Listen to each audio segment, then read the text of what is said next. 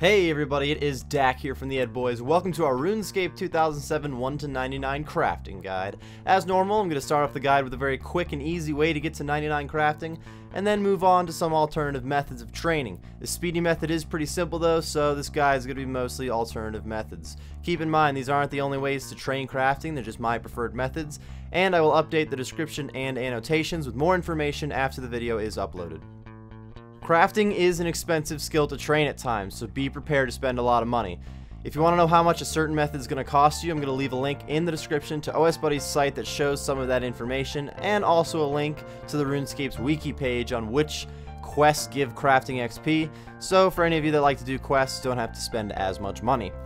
Let's get right into the guide. From level 1 to 13, you're going to be crafting some leather items, which does require leather, a needle, and some thread. Each leather item only takes a single piece of leather to make, so always just craft the highest level item that you can for the best XP. From levels 13 to 63, you are going to be cutting uncut gems with a chisel, starting with jade.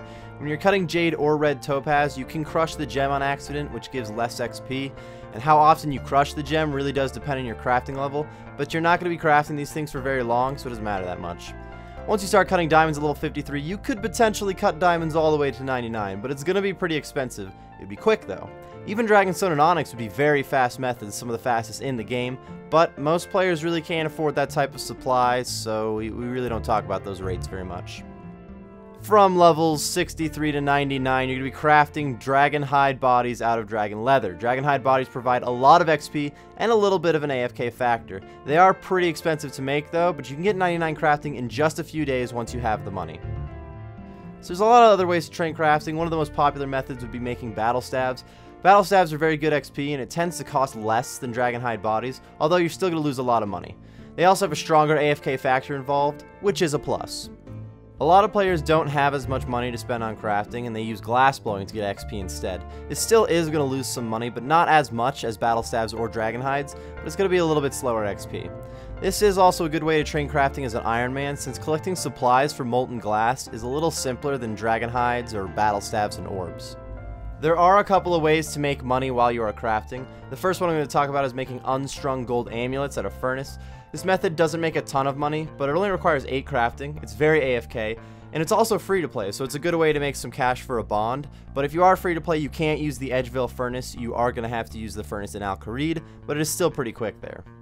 The other money making method is spinning bowstrings. This method is very AFK, it requires only 10 crafting, and you can start with less than 1k in cash.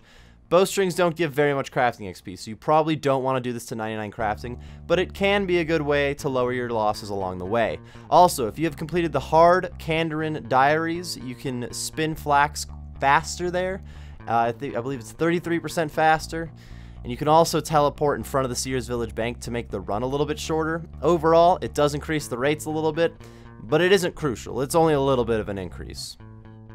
This is going to wrap up this 1-99 crafting guide, everybody. As you can see, crafting is a pretty simple skill. It's just going to cost you money to get to 99. That's really all there is to it. I do hope that you got some useful information out of this guide, and if you have any questions or crafting tips, be sure to leave them in the comments section below, and best of luck with your training. Thank you everyone for watching today's video. If you enjoyed the video, be sure to click on that like button and tell us what you enjoyed about it. If you're looking for some more RuneScape videos like this one, then be sure to join the cul-de-sac by subscribing for more. We will see you next time.